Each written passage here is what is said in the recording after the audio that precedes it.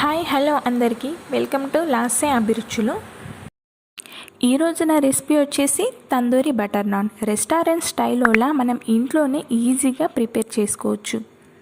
అది ఎలా అన్నది తెలుసుకోవాలంటే నా వీడియోని చివరి వరకు స్కిప్ చేయకుండా కంప్లీట్గా చూడండి. ముందుగా ఒక బౌల్ తీసుకొని అందులోకి పావు కప్పు పాలు, పావు కప్పు పెరుగు,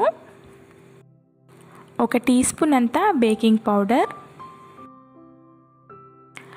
1/2 టీ స్పూన్ వంట సోడా, అలాగే 1 టీ స్పూన్ అంతా షుగర్ పౌడర్. షుగర్ పౌడర్ లేకపోతే దానికి బదులు 1 టీ స్పూన్ చక్కెరనైనా వాడుకోవచ్చు. అలాగే 1 టేబుల్ స్పూన్ అంతా ఆయిల్ వేసి మొత్తం ఇదంతా బాగా మిక్స్ చేసుకోవాలి. ఇప్పుడు ఇందులోకి 2 కప్పుల మైదా పిండిని వేస్తున్నాను. మీరు కావాలంటే 1 కప్పు మైదాని 1 కప్పు గోధుమ పిండిని కూడా వేసుకోవచ్చు. ముందుగా ఇప్పుడు ఇదంతా ఇలా మిక్స్ చేసుకొని తర్వాత కొద్దిగా వాటర్ వేస్తూ సాఫ్ట్ చపాతీ పిండి ముద్దలా కలుపుకోవాలి. ఇప్పుడు ఇలా ఇది స్టిక్కీగా అవుతుంది కదా, ఇందులోకి 1 టేబుల్ స్పూన్ అంత ఆయిల్ వేసుకొని బాగా మిక్స్ చేసుకోవాలి. ఒక 5-6 నిమిషాల వరకు కలుపుతూనే ఉండాలి. ఇలా బౌల్లో కలుపుకునే కన్నా చపాతీ పీట మీద ఇలా సాగుతున్నట్టు చేస్తూ కలిపితే చాలా ఈజీగా ఉంటుంది, చాలా సాఫ్ట్గా అయిపోతుంది పిండి తొందరగా. చపాతీ పిండి కన్నా సాఫ్ట్గా కలుపుకోవాలి. ఇలా సాఫ్ట్గా కలుపుకున్న ఈ పిండిని మనము బౌల్లోనే పెట్టుకోవాలి. ముందుగా బౌల్కి ఆయిల్ అప్లై చేసుకొని, పిండి కాస్త స్టిక్కీగా ఉంటుంది కదా, అప్పుడు ముందుగానే ఆయిల్ అప్లై చేసుకొని ఇప్పుడు ఆ పిండి ముద్ద నల్ల పెట్టి పైనుండి ఆయిల్ వేసి పిండి ఆరకుండా టైట్గా మూత పెట్టి పక్కన పెట్టుకోవాలి. ఈ పిండిని 2 గంటల పాటు కనీసం నానబెట్టుకోవాలి. అప్పుడే పిండి చాలా సాఫ్ట్గా అవుతుంది. చూడండి, పిండి కాస్త పొంగినట్టు వచ్చింది. ఎక్కువగా టైం లేకపోతే కనీసం అరగంట పాటైనా పిండిని కంపల్సరీ నానబెట్టుకోవాలి. ఇప్పుడు ఈ పిండిని మళ్ళీ ఒకసారి ఇలా అంతా మిక్స్ చేసుకొని చిన్న బాల్స్గా చేసుకోవాలి.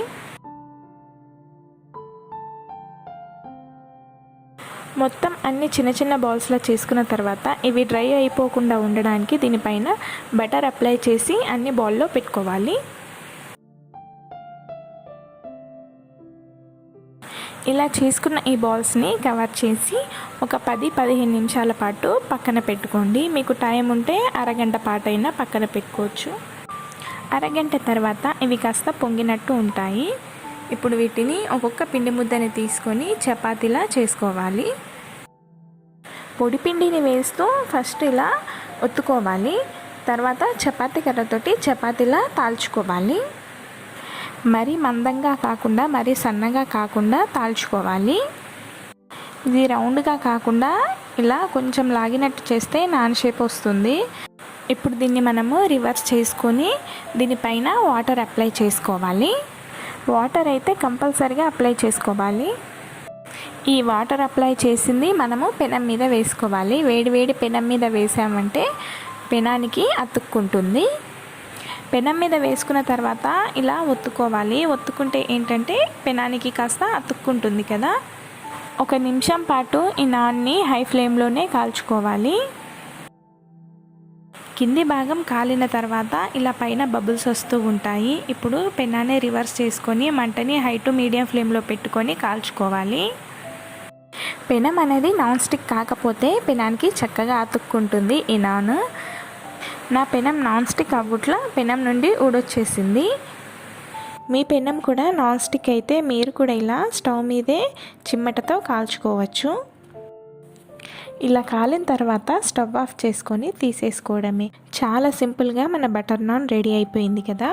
ఇప్పుడు ఇంకొకటి చేసి చూపిస్తాను, అది గార్లిక్ బటర్ నాన్. ఇలా చపాతీలా రోల్ చేసుకున్న తర్వాత ఇది కాస్త సాగినట్టు చేసి ఇప్పుడు దీనిపైన ఒక 3-4 వెల్లుల్లిని ఇలా తురుముకొని వేసుకోవాలి. చిన్నగా కట్ చేసే కన్నా ఇలా తురుముకుంటే చాలా సన్నగా వస్తాయి. ఈ గ్రేట్ చేసుకున్న వెల్లుల్లిపాయల్ని చపాతీ మీద అంతా స్ప్రెడ్ చేసుకోవాలి. ఇప్పుడు దీనిపై నుండి నేను సన్నగా కట్ చేసిన కొత్తిమీరని వేస్తున్నాను. మీకు ఇష్టం లేకపోతే స్కిప్ చేసేయచ్చు. ఈ వెల్లుల్లి కొత్తిమీర చపాతీకి అతుక్కోవడానికి ఇలా ఒకసారి రోల్ చేసుకొని ఇప్పుడు దీన్ని రివర్స్ చేసుకోవాలి. రివర్స్ చేసుకున్న తర్వాత దీనిపైన వాటర్ అప్లై చేసుకోవాలి.